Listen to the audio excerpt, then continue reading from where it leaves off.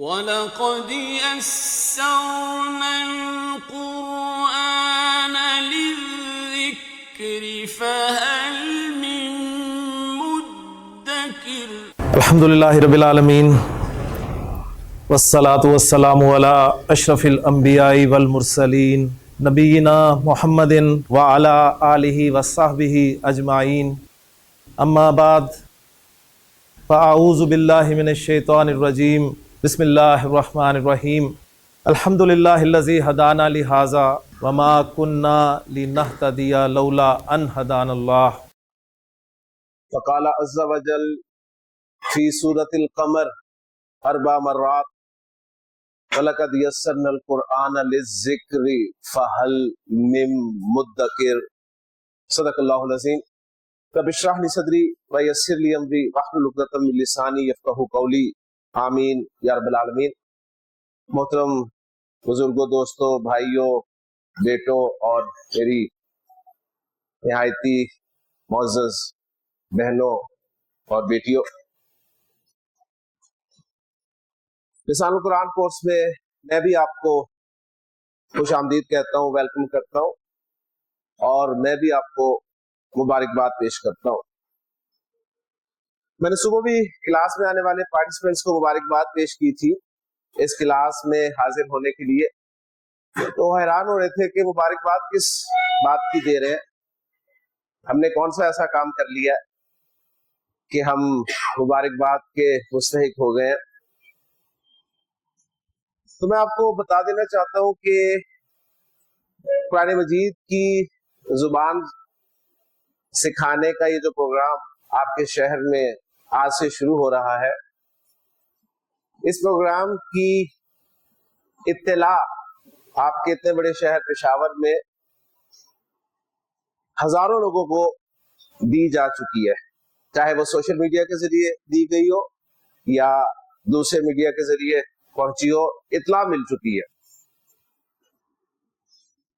اور اس اطلاع کے ملتے ہی بہت سے لوگوں نے اس کورس میں شمولیت کا ارادہ بھی کیا ہوگا، اور صرف ارادہ ہی نہیں کیا ہوگا بلکہ بہت سو نے باقاعدہ آن لائن رجسٹریشن بھی کروا لی ہوگی۔ لیکن آج فزیکلی اس کلاس میں حاضری کی سعادت صرف آپ لوگوں کو حاصل ہوگی، تو اس اعتبار سے میں آپ کو مبارکباد دے رہا ہوں کہ آپ لوگ خاص لوگ ہیں جو اللہ تعالیٰ کی توفیق سے، اس کے فضل سے، اس کے کرم سے یہاں تشریف لائے۔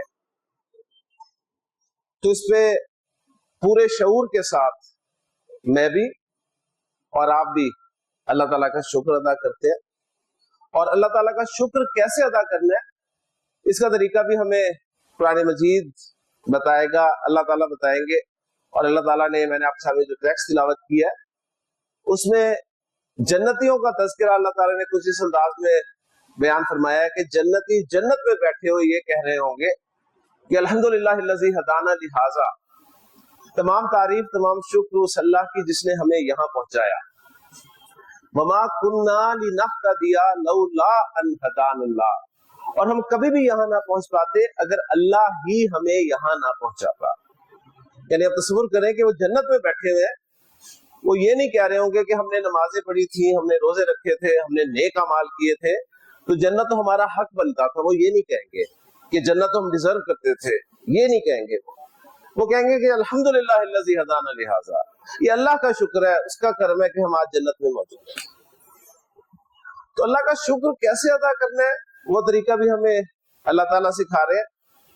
تو میں چاہوں گا کہ آپ لوگ اور میں یہاں پر جو موجود ہیں، ڈیفینیٹلی ہم نے کوشش کی، ہم نے ہمت کی، اس کے لیے ہم نے سٹیپس لیے، لیکن یہ ممکن ہی نہیں تھا اگر اللہ تعالیٰ نہ چاہتا تو یہ میرا اور آپ سب کا یہاں پر آنا اللہ کی توفیق سے ہی ممکن ہے۔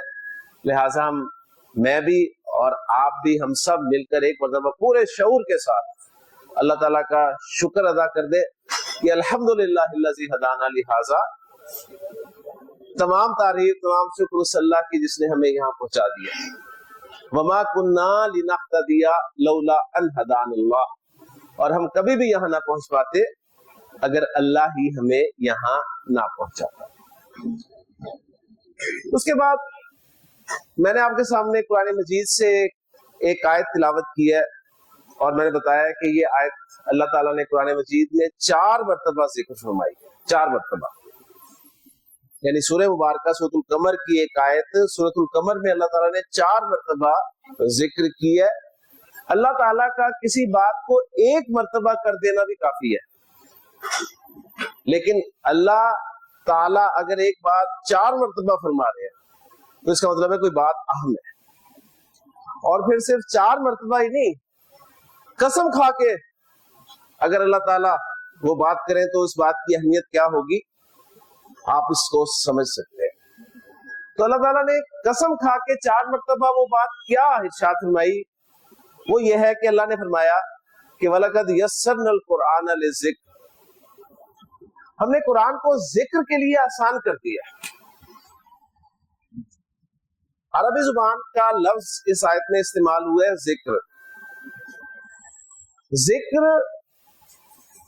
2 معنی میں استعمال ہوتا ہے جی، ایک تو انہی معنی میں جن معنی میں ہم اردو زبان میں اس لفظ کو استعمال کرتے ہیں، یعنی آپ لوگ کلاس میں تشریف لائے تو کلاس میں ذکر کس کا ہو رہا تھا؟ میرا ہی کر رہے تھے کہ جی معلم کون ہے، تو ایک ذکر ہوتا ہے یہ، یعنی آپ مجھے یاد کر رہے تھے۔ تو قرآن مجید میں اللہ تعالیٰ فرما رہے ہیں کہ ہم نے قرآن کو یاد کرنے کے لیے آسان کر دیا ہے۔ اگر ذکر کے معنی ہم یاد کرنا کے لیے، تو مطلب اس آیت کا کیا بنتا ہے کہ اللہ تعالیٰ فرما رہے ہیں کہ ہم نے قرآن کو یاد کرنے کے لیے آسان کر دیا ہے، تو کیا کوئی ہے یاد کرنے والا؟ یعنی اللہ تعالیٰ فرما رہے ہیں کہ ہم نے تو قرآن کو یاد کرنے کے لیے آسان کر دیا، تو یاد کرو، کیوں نہیں کرتے؟ تو قرآن مجید اللہ تعالیٰ کے اس فرمان کے مطابق یاد کرنے کے لیے بہت آسان ہے۔ اب اللہ تعالیٰ نے فرما دیا، دوسری بات کوئی ہے ہی نہیں، لیکن اللہ تعالیٰ کے اس فرمان کا ہمیں اپنے معاشرے میں بھی جگہ جگہ مشاہدہ ہوتا ہے۔ کیسے؟ آپ دیکھیں اپنے خاندان میں، اپنے ارد گرد، اپنے ہمسائے میں، آپ کو چھوٹی عمر سے لے کے بڑی عمر تک کے 20 نہیں، سینکڑوں نہیں، بلکہ ہزاروں لوگ ایسے ملیں گے جنہیں اللہ تعالیٰ کا یہ کلام جو ہے وہ لفظ با لفظ ہی نہیں بلکہ حرف با حرف یاد ہے۔ دنیا کی کوئی کتاب ایسی نہیں ہے جسے آپ حرف با حرف یاد کر سکیں، کوئی کتاب ایسی نہیں ہے، یہ واحد کتاب ہے جسے لوگ حرف با حرف یاد کرتے ہیں۔ تو اللہ تعالیٰ نے فرما دیا کہ قرآن مجید یاد کرنے کے لیے آسان ہے، تو ڈیفینیٹلی آسان ہے، لیکن اس کا ہمیں ثبوت بھی خارج میں مل جاتا ہے۔ ہمیں بے شمار لوگ ملتے ہیں جنہیں اللہ کا یہ کلام جو ہے یہ حرف بہ حرف زبانی یاد ہے۔ ذکر کے ایک دوسرے معنی ہوتے ہیں جی نصیحت۔ اگر یہ معنی میں اس آیت میں رکھوں تو اس آیت کا ترجمہ کچھ یوں بنے گا کہ اللہ تعالیٰ ارشاد فرما رہے ہیں کہ وَلَقَدْ يَسَّرْنَا الْقُرْآنَ لِلذِّكْرِ، کہ ہم نے تو قرآن کو نصیحت حاصل کرنے کے لیے آسان کر دیا، ہم نے تو قرآن کو نصیحت کے لیے آسان کر دیا ہے۔ فَهَلْ مِن مُدَّكِرٍ، تو کیا کوئی ہے نصیحت حاصل کرنے والا یا نصیحت قبول کرنے والا؟ تو رزلٹ یہ نکلا کہ قرآن مجید جو ہے نصیحت حاصل کرنے کے لیے بہت آسان ہے۔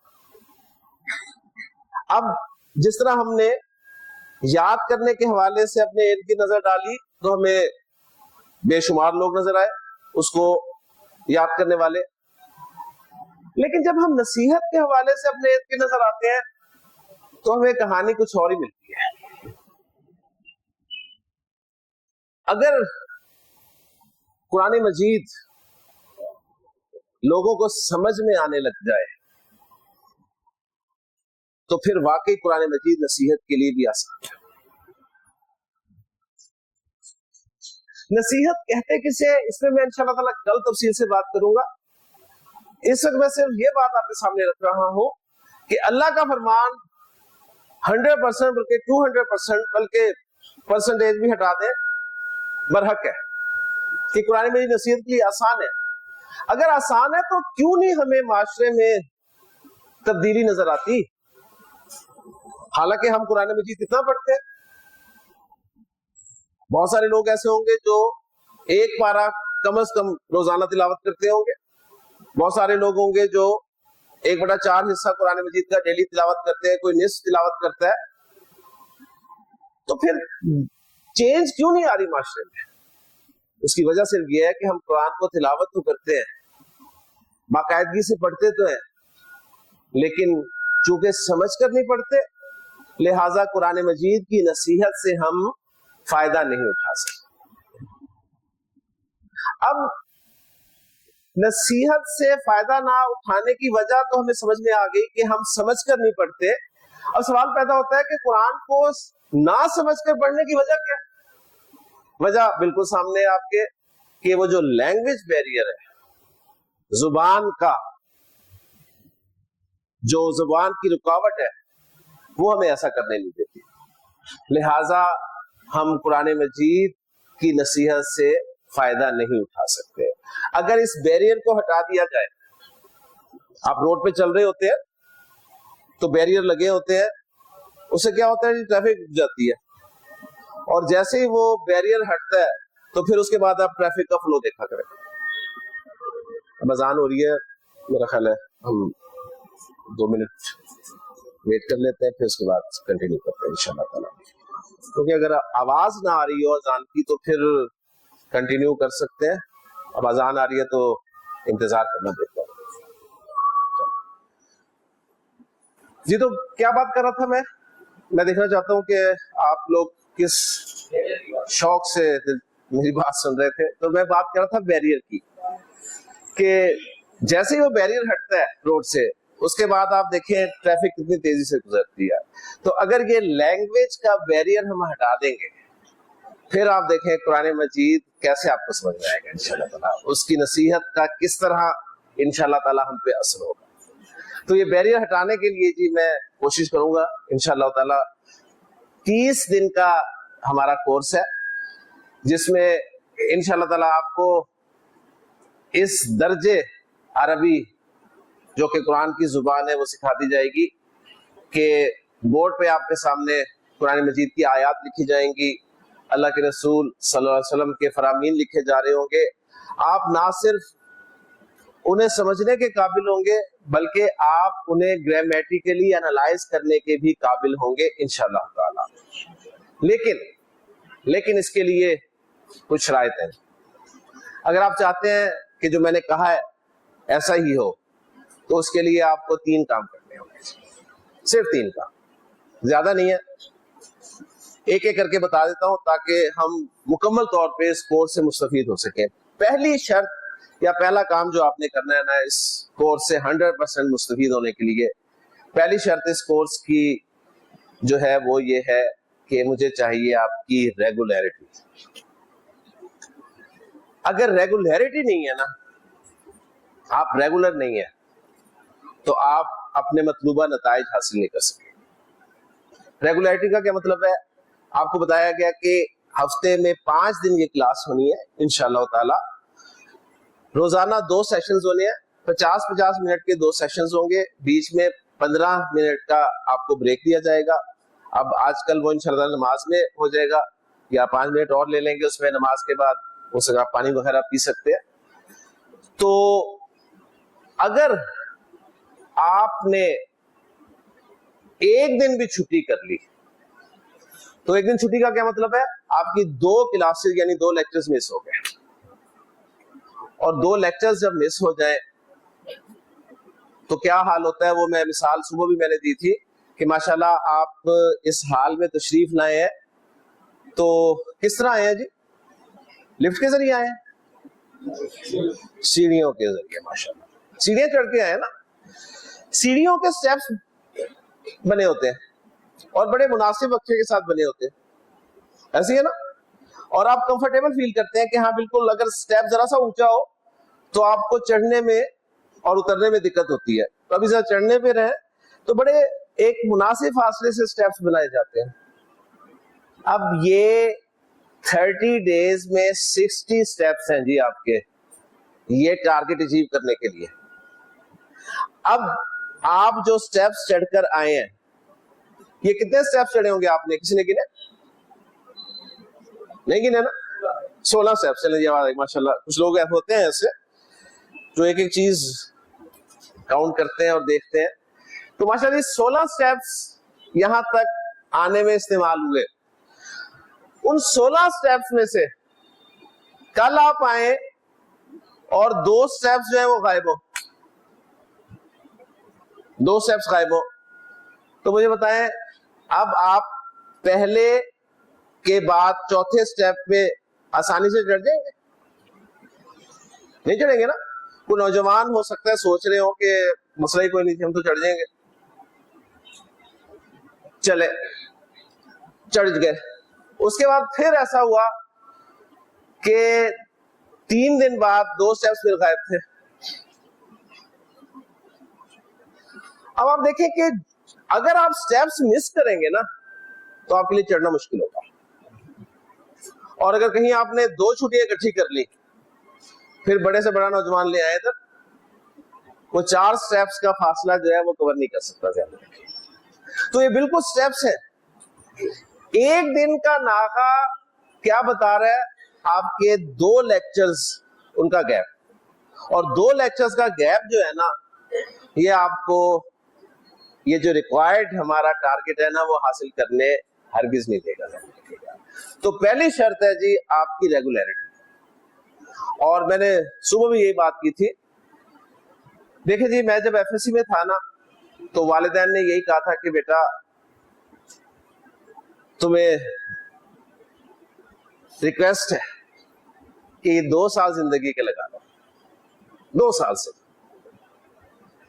چھوڑ دو ٹی وی, چھوڑ دو کرکٹ, چھوڑ دو فٹ بال, چھوڑ دو ہاکی, جو بھی کھیل لو چھوڑ دو, دوستی یاری چھوڑ دو. صرف یہ 2 سال لگا دو, یقین کرو تمہاری زندگی بن جائے گی. یہ نہ صرف میرے والدین کہتے تھے بلکہ آپ کے والدین نے بھی یہی کہا ہوگا جب آپ ایف سی میں تھے. بلکہ اس بات پہ تو والدین کا اجماع ہے, سب متفق ہیں اس بات پہ. میں آپ کو یقین دلاتا ہوں آپ یہ 30 دن لگا لیں, صرف 30 دن, 2 سال کی بات نہیں کر رہا, صرف 30 دن کی بات کر رہا ہوں. یہ 30 دن لگا لیں, میں اللہ تعالیٰ پہ بھروسہ کرتے ہوئے آپ کو یقین دلاتا ہوں کہ آپ کی زندگی بن جائے گی انشاءاللہ. تو آپ سے میں صرف اہل پشاور سے میں گنتی کے 30 دن مانگ رہا ہوں جی, مجھے آپ کے 30 دن چاہیے. تو پہلی شرط ہے جی ریگولیرٹی. آپ یہ طے کر کے یہاں بیٹھیں گے کہ ہم نے 30 دن انشاءاللہ تعالیٰ آنا ہے. ابھی میں بتاؤں گا کہ یہ سب کچھ کرنے کے لیے ہم نے مزید کیا کرنا ہے وہ میں بتاؤں گا, لیکن پہلے شرطیں سن لیں. پہلی شرط ہوگی جی ریگولیرٹی. دوسری شرط جو ہے وہ سن لیجیے, وہ بھی اس سے ریلیٹڈ ہے, وہ ہے پنکچویلٹی. ریگولیرٹی کے ساتھ اگر پنکچویلٹی نہیں ہے نا تو بھی بات نہیں بنتی. آپ جتنے مرضی ریگولر ہو لیکن آپ کلاس میں اس وقت شامل ہو جب سلام پھیرا جا رہا ہو, نماز میں جب آپ داخل ہوتے ہیں اور اس وقت داخل ہوتے ہیں جب سلام پھیرنے کے قریب ہوتا ہے امام, تو آپ کو جماعت کا ثواب تو مل جاتا ہے نا. لیکن مجھے بتائیے وہ جو اس کے فوائد حاصل ہونے تھے پوری نماز کے, وہ حاصل ہوں گے؟ تو عربی کا بھی یہی معاملہ ہے. آپ آئیں گے, کوئی آ رہا ہے 6:30 بجے, کوئی آ رہا ہے دوسرے لیکچر میں, اور کوئی این جب کلاس ختم ہونے والی ہے اس وقت آ رہا ہے. تو آنے کا ثواب اللہ تعالیٰ دے گا آپ کو, بے فکر ہے. لیکن اس کورس سے جو فائدہ حاصل ہونا ہے وہ آپ کو حاصل نہیں ہو سکے گا. تو دوسری شرط ہے جی پنکچویلٹی. اب تیسری اور آخری سب سے اہم شرط سن لیجیے. وہ شرط یہ ہے کہ میرے اس کورس کا جو ٹارگٹ ہے, اسٹوڈنٹ کے حوالے سے بات کر رہا ہوں, وہ اسٹوڈنٹ ہے, چاہے وہ میل میں ہو چاہے فیمیل میں ہو, وہ اسٹوڈنٹ ہے جسے عربی زبان کی الف بے بھی نہیں آتی. میں نے اسے ٹارگٹ کرنا ہے. میں نے آپ کو قرآن کی زبان, عربی زبان الف بے سے شروع کروانی ہے, اور انشاءاللہ تعالیٰ اس لیول تک لے کے جانا ہے کہ قرآن کی آیت بورڈ پہ لکھوں گا, حدیث لکھوں گا, اللہ کے رسول کا فرمان, اور آپ ایک ایک لفظ کو باقاعدہ انشاءاللہ تعالیٰ سمجھ ہی نہیں رہے ہوں گے بلکہ انالائز بھی کر رہے ہوں گے انشاءاللہ تعالیٰ. تو ٹارگٹ میرا وہ اسٹوڈنٹ ہے جو الف بے سے بھی واقف نہیں ہے. اس کا مطلب کیا ہے؟ اس کا مطلب یہ ہے کہ جنہیں عربی کی الف بے آتی ہے نا تو وہ ذرا اپنی الف بے کنٹرول کر کے بیٹھیں گے. ٹھیک ہے، یعنی وہ الف بے باہر نہیں نکالیں گے. وہ ایز اے اسٹوڈنٹ ایک طالب علم کے طور پہ انشاءاللہ تعالیٰ اس کلاس میں بیٹھیں گے، کیونکہ آپ سیکھ سکتے صرف اس وقت ہے جب آپ ایک طالب علم کی حیثیت سے بیٹھتے ہیں. جب آپ عالم کی حیثیت سے بیٹھیں گے نا تو پھر آپ سیکھ نہیں سکیں گے. آپ کے پاس جو بھی معلومات ہے عربی کے حوالے سے یا دین کے حوالے سے، اسے ایک مرتبہ آپ کو ذرا صاف کرنا پڑے گا، اس لیے کہ یہ بورڈ پہلے لیکچر کے بعد بالکل بھرا ہوا تھا، اس پہ بے شمار الفاظ لکھے ہوئے تھے، لیکن آپ لوگوں کے لیے اس بورڈ کو بالکل صاف کیا گیا. کیوں؟ اس لیے کہ اگر میں اسی لکھے ہوئے بورڈ پر لکھنا شروع کر دیتا تو مجھے بتائیے آپ کو کچھ سمجھ میں آتی؟ کچھ سمجھ نہیں آتی. لہٰذا مجھے بورڈ کو صاف کروانا پڑا. اب جو کچھ میں لکھوں گا اس بورڈ پہ وہ آپ کو 100% سمجھ میں آئے گا. تو جو کچھ آپ کے پاس ہے اللہ تعالیٰ اس میں اور برکت دے، لیکن اسے ذرا صاف کر لیجئے گا، اور اس کے بعد انشاءاللہ جو کچھ آپ سیکھنے کی کوشش کریں گے، جو میں سکھانے کی کوشش کروں گا آپ کو، پھر آپ اثرات دیکھیے گا کیا نکلتے ہیں. یعنی اسے میں آسان لفظوں میں یہ کہتا ہوں کہ برائے مہربانی اس کورس میں آپ لوگ اپنی عقل استعمال نہیں کریں گے. جو کچھ آپ کو ڈیلیور کیا جائے گا آپ اسے فالو کریں گے انشاءاللہ تعالیٰ. ٹھیک ہے، باقی انشاءاللہ تعالیٰ ہم مزید باتیں نہیں کریں گے. تو اب یہ تین جو شرائط میں نے آپ کے سامنے رکھی ہیں، اسٹوڈنٹ سمجھتا ہے کہ ٹیچرز اور والدین تو بس ان کا کام تو نصیحت کرنے ہی ہے، صرف بچپن سے سنتے آ رہے ہیں چھٹی نہیں کرنی، یہ نہیں کرنا، وہ نہیں کرنا، کچھ نہیں ہوتا. لیکن یقین مانے ان 30 دنوں میں واقعی کچھ ہوگا اگر آپ نے چھٹی کی، اگر آپ نے ٹائم پہ کلاس کو جوائن نہ کیا، اگر آپ نے عالم بننے کی کوشش کی، تو یقین مانے وہ نتائج حاصل نہیں ہوں گے. تو اب حل کیا ہے؟ اب ان کو ہم کیسے قابو کریں گے کہ ہم ریگولر بھی ہوں، ہم پنکچول بھی ہوں، اور ہم ایز اے اسٹوڈنٹ اس کلاس میں بیٹھے؟ تو اس کے لیے بہت آسان طریقہ ہے جی. ہم اپنے آپ کو اپنے رب کے سپرد کر دیتے ہیں کہ جس طرح ہم نے اپنے رب سے ہی اس کا شکر ادا کرنے کا طریقہ سیکھا ہے، اسی طرح ہم اس کے سپرد اپنے آپ کو کرتے ہیں اور اسی سے دعا کرتے ہیں کہ اے میرے رب میرے لیے اس کام کو آسان کر دینا، اس کام کو میرے لیے مشکل نہ کرنا، اور تیری توفیق سے، تیرے فضل سے اگر ہم یہاں پر آ ہی گئے تو خیریت کے ساتھ اسے مکمل بھی فرما دینا. تو اب یہ میں آپ کو دعا ایک بورڈ پر لکھ کر دے رہا ہوں، اس دعا کو آپ نے یاد کر لینا ہے. آپ اس دعا کو جب پڑھیں گے، بار بار پڑھیں گے، تو یقین مانے صرف اس کلاس میں اس دعا کا آپ کو فائدہ نہیں ہوگا، آپ کو عام زندگی میں بھی اس دعا کا بہت فائدہ ہوگا انشاءاللہ تعالی.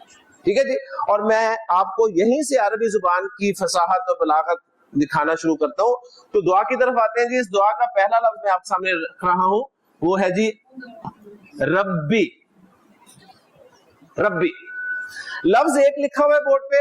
اب اس کا ترجمہ سنیے گا. میں اس کا ترجمہ 3 الفاظ میں کر رہا ہوں، اے میرے رب. ایک لفظ لکھا ہوا ہے بورڈ پہ، آپ کو رب لکھا ہوا نظر آ رہا ہے نا، لیکن میں ترجمہ کیا کر رہا ہوں؟ اے میرے رب.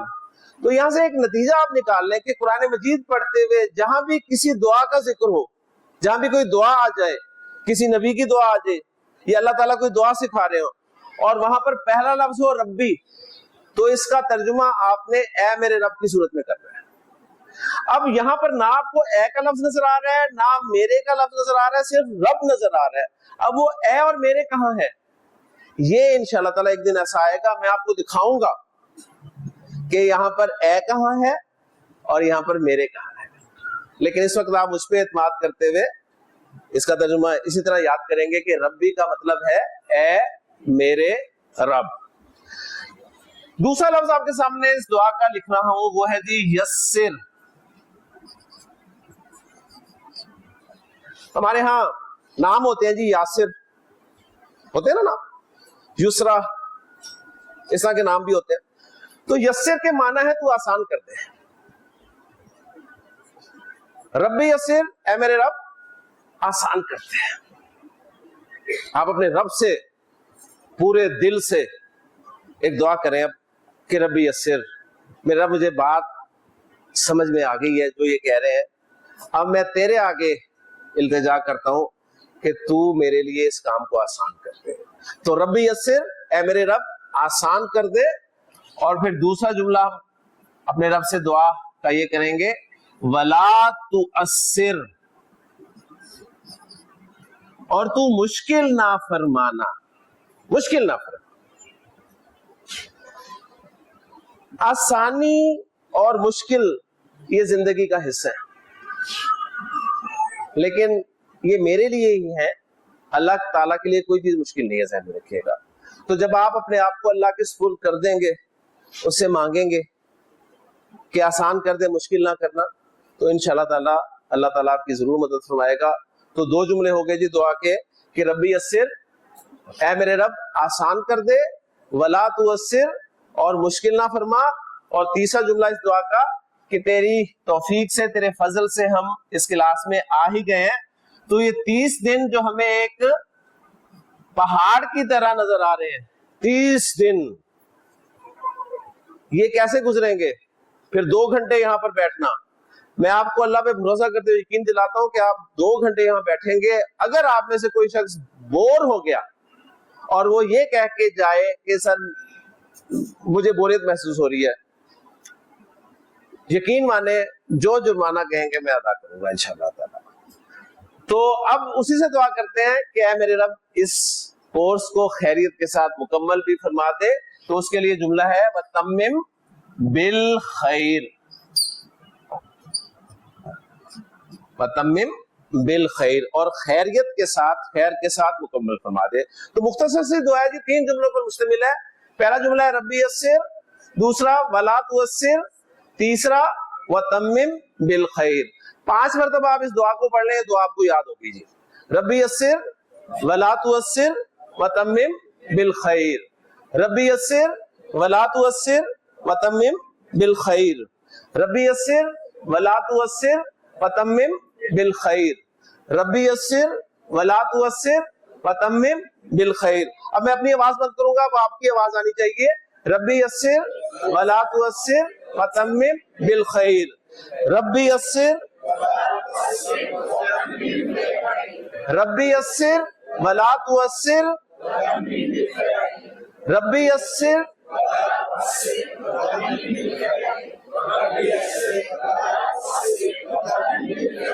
اللہ تعالیٰ آپ لوگوں کو خوش رکھے. آپ کو یہ دعا یاد ہوگی تو اس کی برکات آپ خود محسوس کریں گے انشاءاللہ تعالیٰ. تو دعا ہم نے اپنے رب سے کر لی ہے.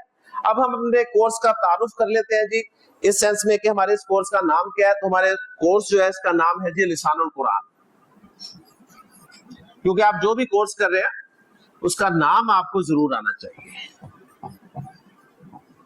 ہمارا جو کورس ہے اس کا نام ہے جی لسان القرآن. لسان القرآن میں 2 لفظ آپ کو نظر آ رہے ہیں، ایک ہے لسان اور ایک ہے قرآن. قرآن لفظ سے آپ واقف ہیں، نیا لفظ ہو سکتا ہے آپ کے لیے ہو لسان. تو نوٹ کر لیجئے کہ عربی زبان میں لسان کے معنی ہوتے ہیں زبان کے. لسان کہتے ہیں زبان کو. ویسے تو زبان کے لیے انگریزی میں ٹنگ کا ورڈ یوز ہوتا ہے، لیکن یہاں پر لسان القرآن کا مطلب ہوگا لینگویج آف دا قرآن، قرآن کی زبان. ٹھیک ہو گیا؟ یعنی قرآن کی لینگویج ہم انشاءاللہ تعالیٰ سیکھیں گے. قرآن کی زبان کون سی زبان ہے بیٹا؟ عربی زبان ہے. قرآن کی زبان عربی زبان ہے، اور قرآن کی زبان جو ہے قرآن پر ایمان لانے والے اکثر لوگوں کی زبان نہیں ہے. یہ آپ بات مانتے ہیں؟ ہمارا سب کا قرآن پر ایمان ہے نا؟ کیا ہم سب کو عربی آتی ہے؟ نہیں آتی ہے. صرف آپ ہی نہیں ہے، بے شمار لوگ ایسے ہیں جو قرآن کو اللہ کا کلام مانتے ہیں لیکن انہیں قرآن کی زبان نہیں آتی. تو قرآن کی زبان عربی زبان ہے، اور عربی زبان ہم اردو بولنے پڑھنے والوں کے لیے سیکھنی نہایت آسان ہے. آپ میں سے کس کس کو اردو نہیں آتی؟ ماشاءاللہ، الحمدللہ، خوشی ہوئی، سب کو اردو آتی ہے. تو آپ کو ایک بات کی اور مبارکباد کہ آپ کے لیے عربی سیکھنا کوئی مشکل کام نہیں ہے. اس کی وجہ پتہ کیا؟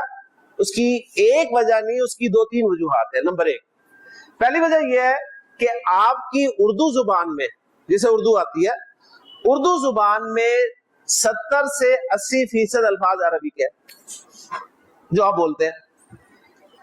آپ اپنے اندر 70-80% عربی کے لفظ لے کر بیٹھے ہوئے، آپ کو پتہ ہی نہیں ہے.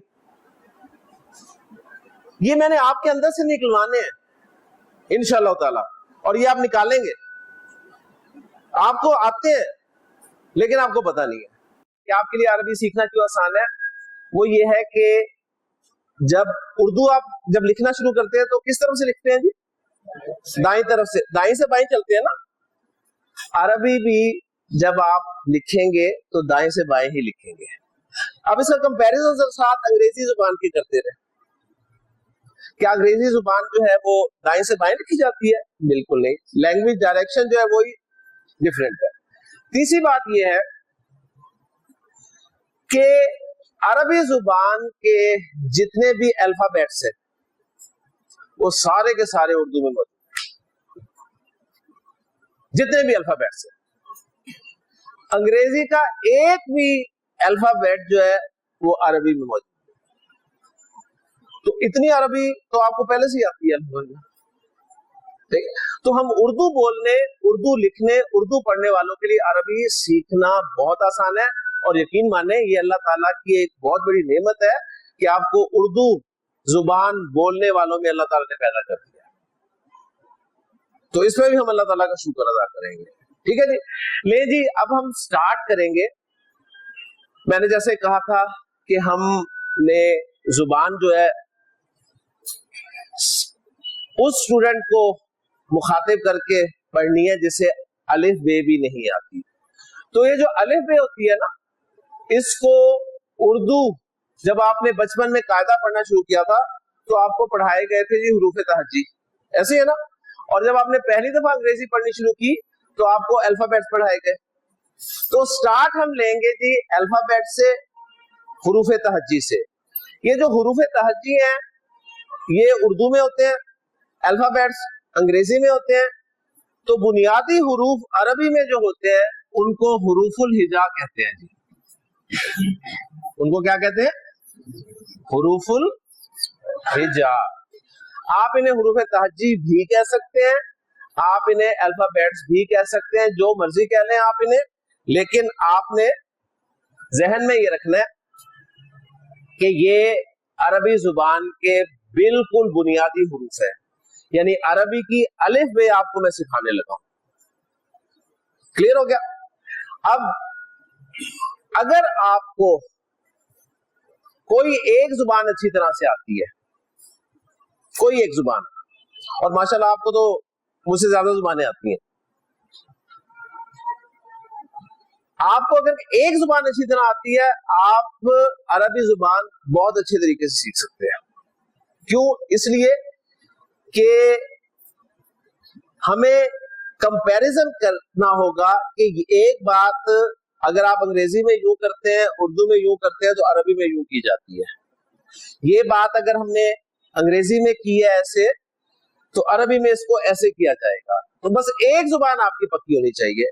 تو آپ کو ماشاءاللہ کون کون سی زبانیں آتی ہیں جی؟ میں ذرا بولتا ہوں. اردو ماشاءاللہ یہ پتہ چل جائے گا. انگریزی ماشاءاللہ جی بچپن سے پڑھ رہے ہیں، یہ بھی پتہ چل جائے گا کتنی آتی ہے. اور پشتو ماشاءاللہ. تو آپ مجھ سے زیادہ علم والے ہیں کیونکہ مجھے یہ تیسری زبان نہیں آتی. اور اگر آپ کو یہ 3 زبانیں آتی ہیں نا تو پھر آپ انشاءاللہ تعالی مجھ سے زیادہ جلدی عربی سیکھیں گے انشاءاللہ. ٹھیک ہے؟ لیکن بس یہاں پروو کرنا ہوگا کہ آپ کو اردو اور انگریزی جو آپ نے مانا ہے کہ آتی ہے وہ پروو کرنا ہوگا. اگر پروو کریں گے تو پھر عربی آئے گی انشاءاللہ تعالی. ٹھیک. تو سٹارٹ ہم لیں گے جی عربی کے الفابیٹ سے، حروف تہجی سے، جنہیں ہم حروف الہجا کہتے ہیں. اب سمپل سا ایک سوال ابھی چیک کر لیتے ہیں کہ آپ کو کتنی اردو اور انگریزی آتی ہے. تو پہلا سوال میرا آپ لوگوں سے، آپ مجھے بتائیے انگریزی میں الفابیٹ سے شروع کر رہا ہوں. انگریزی کے جو الفابیٹس ہیں، انگریزی کے الفابیٹس، ان کی تعداد کتنی ہے؟ انگریزی کے الفابیٹس کی تعداد کتنی ہے؟ جی 26. 26 جی 26. اوکے ماشاءاللہ، انگریزی آپ کو آتی ہے. اب دوسرا سوال اردو کے حوالے سے. اردو کے جو حروف تہجی ہیں ان کی تعداد کتنی ہے؟ آواز کم ہوگی دیکھیں.